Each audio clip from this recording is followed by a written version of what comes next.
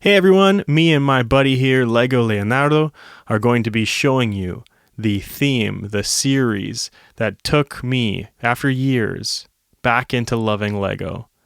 And that theme is, of course, Lego Speed Champions. So let me just start off by saying that I've been collecting these Lego vehicles now for a couple years with a focus on their Speed Champions theme. And I've really just been loving it. All of these cars that I'm showing here right now, they're all single car sets that have come out over the past few years. And I'm giving you the release years on all of these sets. And I had a friend turn me on to it, and I hadn't done Lego in many, many years, and it's come so far. Like, honestly, these sets, they look really close to the actual cars that they're replicating, and I really appreciate it when Lego is able to do these models where you don't see the Lego studs on the outside of the vehicle, and the designers have done that in many of these cases, and you don't actually notice too many of the studs, which I appreciate. I really like that look. And I've just been able to, get my hands in a small way on some of these vehicles that I wish I could afford in real life. So if you're a car person like me and you just think cars are cool, right? Then these are a great way to kind of get your hands on something that's really a nice little set to build, but also something that's cool to look at. All of these vehicles now, they're actually double sets. So you can see that they come in sets of 2 if you look them up. And that's cool as well. An interesting fact about Lego, when I had heard it at least, was that Lego's the largest tire manufacturer in the world. And that's because they're always making these tires for not just the Speed Champion sets, but a lot of their vehicles that are on tires. So if you didn't know that, hopefully that's a bit of an interesting fact for you today. Another cool thing that they do is they actually license out some of their materials. So like in this case, these 2 vehicles are actually Fast and Furious licensed vehicles.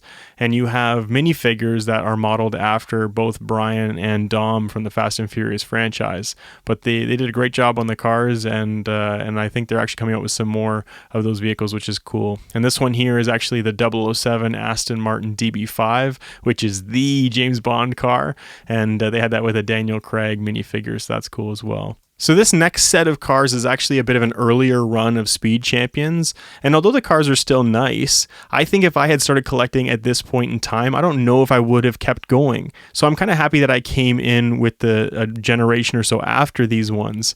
And I think the main reason was just because they actually changed the chassis from what they were using on these cars to a larger chassis version on the newer ones. And I think that was a really, really great improvement to the cars, because you notice that it's not just the size difference, like they are bigger models now, but they're getting a lot more detail and they look more realistic. All of these cars from the series, you can only have one minifigure in, and they kind of sit in the middle of the vehicle. And we're going to look at an A-B here. The car on the left is one of the earlier runs, and you just notice the sheer size difference between the models. But you're also getting a lot more detail put into the bigger one because you have a bit more room. Here you can see, again, that one minifigure space in the older one, and you can fit 2 minifigures in some of the newer models.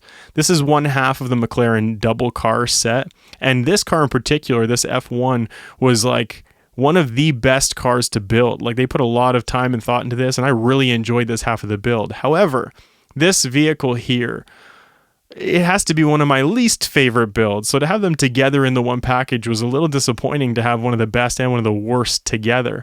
And it wasn't just because they didn't include that chassis part I was talking about earlier on this one, but you can see that the pieces kind of fall off with very, very little pressure. And I can appreciate the fact that they're trying to accomplish some angles that are hard to get, but I don't ever really enjoy when these pieces kind of move around like you can see here. However, Lego does have a really great community. This Toyota Supra actually found at a thrift store and was able to source out the parts that were missing from Bricklink, which is a website that a lot of people use for Lego parts. This BMW was part of a double set, and new in the box, it was missing one of these conical pieces that I'm pointing out here. And Lego, actually, you can go and look up replacement parts, and they'll send them to you for free, which is really nice. This is more licensed material, not Speed Champions, but still pretty cool. The Ford Anglia from the Harry Potter collection. And this one here, the doors actually open, which is really cool. I would love to see that on some of the Speed Champion sets. And the trunk opens, which again is just a super cool feature to see that on one of these sets. Then we have this Batmobile. It's a little more expensive than your regular Speed Champion car, but it is a bit of a bigger build. And it has a couple cool features, like this flame moves as the car's moving forward. You have some cannons that are actually built into this as well that you can have pop out of the vehicle. And again, it does have a trunk feature. So hopefully we see some of these more cool features show up on Speed Champions in the future. This here is actually the first set that got me back into Lego. It's got a few different licensing, which is great. It's got Jeep, it's got Jurassic Park, and it's got Barbasol. And if you've watched the original Jurassic Park movie, it's one of the funnier scenes and one of the more memorable ones to me from that movie. So that's the collection for me today. I do have a few more, so let me know if you want to see me do some of these builds in a future video. From me and Leonardo, thank you for watching.